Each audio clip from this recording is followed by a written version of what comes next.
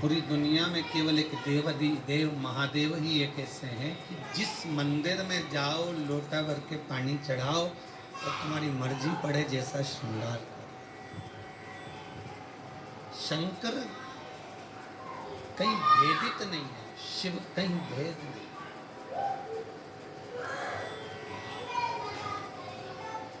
और बड़ी एकाग्रता, बड़ा चिंतन, बड़ा मनन शिव का।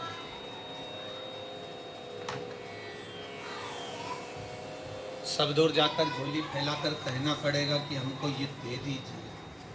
शंकर के पास जाकर झोली फैलाकर कहना नहीं पड़ेगा कि हमको दे दीजिए। केवल अगर आप शंकर के चरणारविंद तक पहुँचे हो या शिव महापुराण तक कभी भूल से भी आप पहुँच गए हो तो ये आप आने वाले नहीं हो, आपकी सामर्थ्यता नहीं है कि आप शंकर के करीब पहुँच जाएं, शिव महापुराण तक पहुँच जाएं। ये तो स्वयं शंकर को कोई करुणा करना होगी, शंकर को कोई दया करना होगी, कुछ कृपा करना होगा।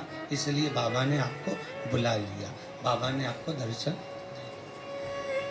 पुष्य।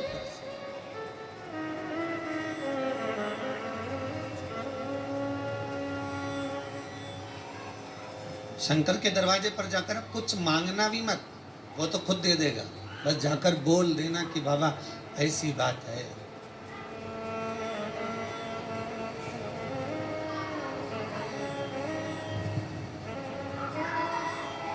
कल इंदौर से एक भैया आए थे, उन्होंने माइक लेकर बोला था, ध्यान होगा कि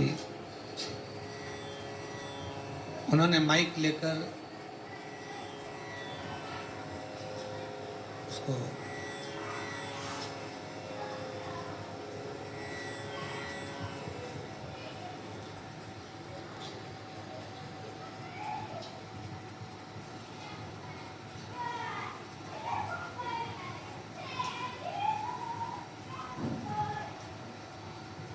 माइक लेकर बोला था कि भाई बाबा छोटा सा बालक है, आईसीयू में पड़ा हुआ था, पर भगवान शिव की करुणा ऐसी हुई, उसने कोई उपाय ऐसा कर लिया कि बालक आईसीयू से भी हट गया और यहाँ वो लेकर भी आ गए। आपकी उपासना, आपका भजन, आपका कीर्तन, आपका नाम जाप, आपका स्मरण कभी खाली नहीं जाता,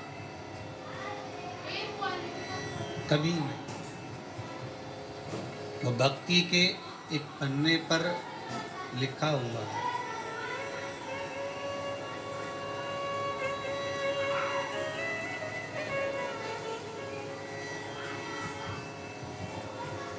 देवराज नामक का ब्राह्मण शिव महापुराण की कथा कहती है। 24,000 श्लोक इस शिव पुराण में है, 12 खंड हैं, 7 संहिता हैं। उसमें देवराज का जो चरित्र है, जो देवराज पहले तो सत्कर्मी था, भजनावली था, भगवान की भक्ति में डूबा हुआ था, भगवान का स्मरण में डूबा हुआ था, भगवत नाम में डूबा हुआ था, पर वही देवराज भगवत कर्म से वंचित हो गया केवल संगत के कारण। निवेदन है, ताली, थाली और प्याली, ये 3 मित्र मनुष्य को बर्बाद कर देते।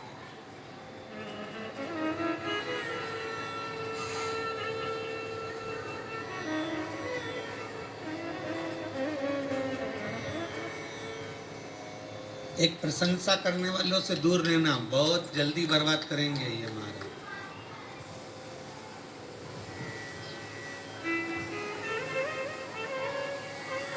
बहुत जल्दी हरा सकते हैं आपको। फिर थाली मित्र, होटल में खिलाने वालों से सावधान रहना, पहले अपना पैसा खर्च करके तुम्हें खिलाएंगे, फिर पूरा चूना तुमको लगा जाए।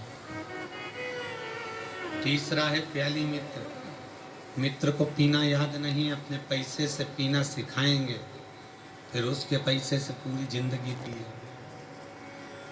ताली, थाली, प्याली, ये 3 मित्र बर्बाद करने वाले हैं। इन मित्रों से बचना बहुत कठिन है हमारा, बहुत कठिन। और अभी जो समय चल रहा है कलयुग का जो प्रथम चरण चल रहा है, इसमें अगर कोई अच्छा बताने वाला होगा ना, रोकने वाला होगा ना, सतमार्ग बताने वाला होगा, कोई आपको गलत मार्ग से हटाने वाला होगा, तो वो बुरा लगता है। और जो आपको खड्डे में ले जाकर पटक दे, चूना लगा दे, लाखों करोड़ों में नीचे उतार दे, व्यापार व्यवसाय में कहीं ना कहीं ले जाकर गलत काम में तुमको फंसा दे, वो तुम्हें बहुत अच्छा लगेगा। ये कलयुग का जो फेर है, कलयुग का जो क्रम है, वो ये निश्चित कर देता है कि आपको सतमार्गी ठीक नहीं लगेगा।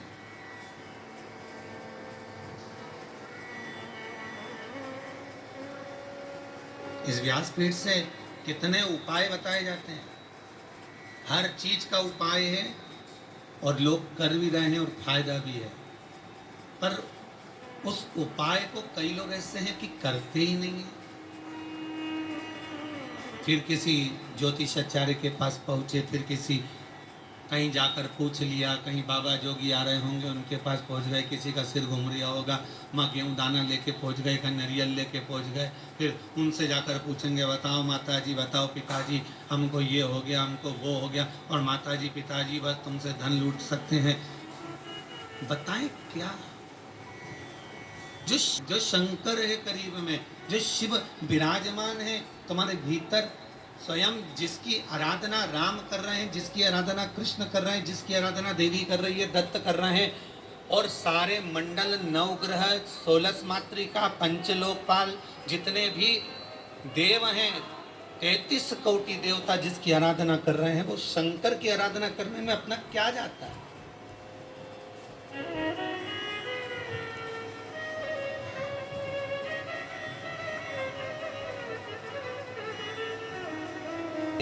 हरि ओम में ओम समाया है, मेरा भोला नगर में आया है। हरि ओम में ओम समाया है, मेरा भोला नगर में आया है। हरि ओम में ओम समाया है। सभी गाइए प्रेम से।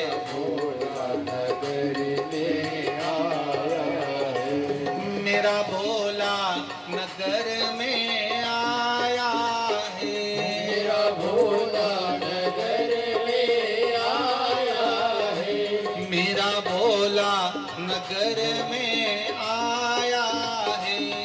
ओम में ओम समाया है, मेरा भोला नगर में आया है।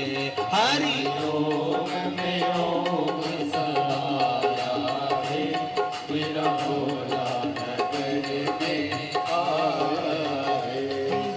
पारा में भोला आया है, भाटा पारा में भोला आया है, ओ भाटा पारा में भोला आया है, ओ भाटा पारा में भोला आया है।